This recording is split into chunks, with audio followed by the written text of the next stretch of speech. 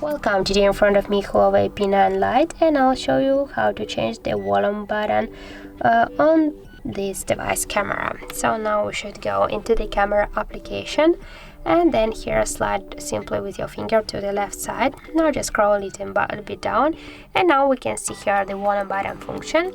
Now just with the volume up or down volume button, we just can take the pictures. You can see that here.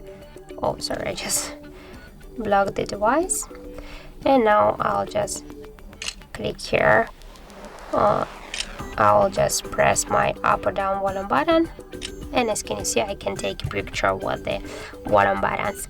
Now I'll switch this function, just for example, to the zoom.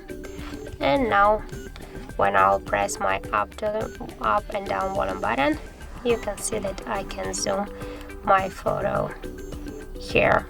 And also here we got the third feature with the our volume button, so we can also just focus the photos here.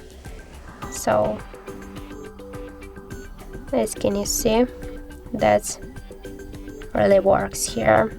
And by this way you can customize your volume buttons functions. So that's it. Thank you guys for watching, and if you find this video helpful, don't forget to leave a like, comment and to subscribe our channel.